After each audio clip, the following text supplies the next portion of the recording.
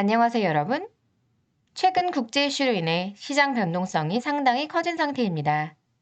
투자를 하시다 보면 이런 흔들리는 장세 속에서 어떤 섹터에 내 자산을 묻어두어야 할까 고민이 많으실 텐데요. 오늘 우리가 분석할 기업은 바로 이 질문에 대한 가장 확실한 해답 중 하나가 될 수 있습니다. 흔들리는 세계 질서 속에서 오히려 구조적인 성장을 맞이하고 있는 섹터, 바로 방산입니다. 그 중에서도 대장주 역할을 하고 있는 한화 에어로스페이스의 현재 상황과 미래 가치를 기업 분석 관점에서 깊이 있게 파헤쳐 보겠습니다. 먼저 한화 에어로스페이스의 주가를 확인해 보고 가실까요? 현재 주가 120만 5천 원에 형성되어 있고 이것은 0.92% 상승한 가격입니다. 자, 흔들리는 세계 질서. 왜 다시 방산인가? 단순히 방산 테마주로 접근하는 것이 아니라 실제 숫자로 증명되고 있는 한화 에어로스페이스의 펀더멘탈을 함께 확인해 보겠습니다. 먼저 현재 우리가 처한 지정학적 리스크의 현주소입니다.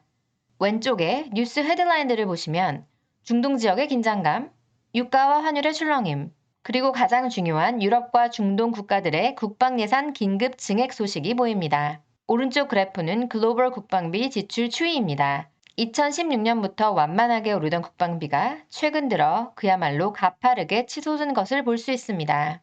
이것은 단기적인 시장의 노이즈가 아닙니다. 전 세계적인 재무장 사이클이 가속화되는 구조적인 트리거입니다. 각국이 국방비를 늘리는 이 메가 트렌드 속에서 우리는 투자 기회를 잡아야 합니다.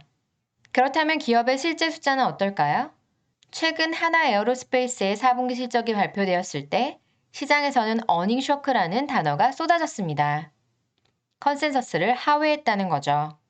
하지만 우리는 표면적인 뉴스에 흔들리면 안 됩니다. 실적의 진실을 뜯어봐야 합니다.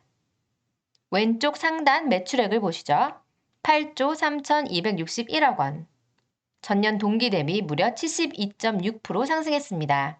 매출의 폭발적 성장은 회사의 외형이 계획대로, 아니 그 이상으로 확장되고 있다는 강력한 증거입니다.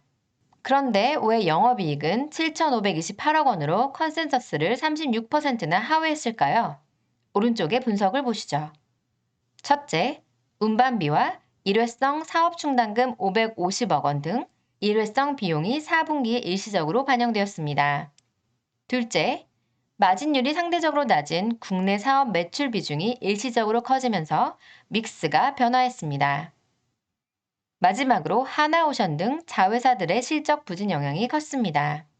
즉, 한화 에어로스페이스 본업의 펀더멘털이나 무기 체계의 글로벌 경쟁력이 훼손된 것이 전혀 아닙니다. 일회성 비용과 믹스 변화에 따른 단기적 착시일 뿐이라는 점을 명심하셔야 합니다. 본업이 얼마나 튼튼한지는 이 압도적인 수주 잔고가 증명합니다. 총 37.2조 원. 역대 최고치입니다. 공장을 4년 내내 풀 가동해야 소화할 수 있는 엄청난 일감을 이미 확보해 두었다는 뜻입니다. 오른쪽을 보시면 노르웨이, 폴란드, 이집트, 그리고 파이브 아이즈 국가인 호주까지 K9 자주포와 천무다연장 로켓이 전 세계를 휩쓸고 있습니다. 특히 폴란드는 유럽 진출의 핵심 교두보 역할을 하고 있죠. 왜 글로벌 국가들이 한화의 무기를 선택할까요?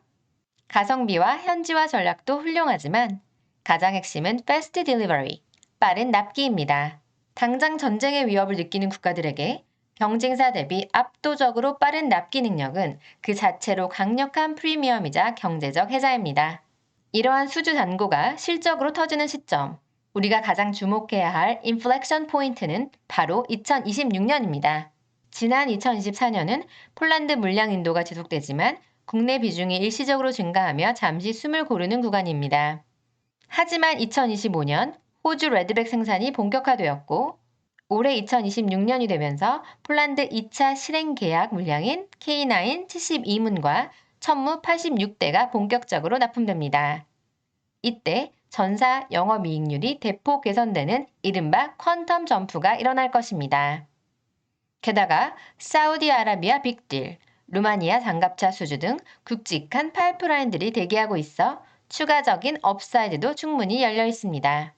자, 그럼 결론입니다. 변동성을 이기는 확실한 투자 전략을 세워보겠습니다.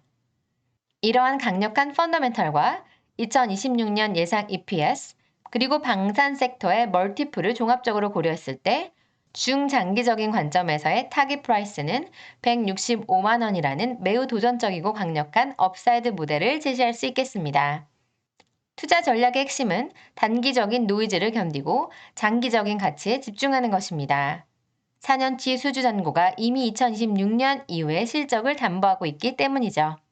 다만 원자재 가격 급등이나 수출국의 정치적 리스크 등 매크로 변동성은 늘 존재합니다. 따라서 무작정 매수 후 보유만 하기보다는 리스크가 심화되는 구간에서는 해외 선물을 활용한 양방향 트레이딩 전략을 병행하는 것도 훌륭한 리스크 관리 방법입니다.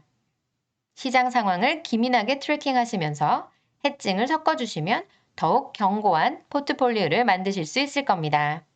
오늘 저희의 분석이 여러분의 성공적인 투자에 도움이 되셨기를 바랍니다. 다음에도 더 깊이 있는 기업 분석으로 찾아오겠습니다. 구독과 좋아요를 부탁드립니다.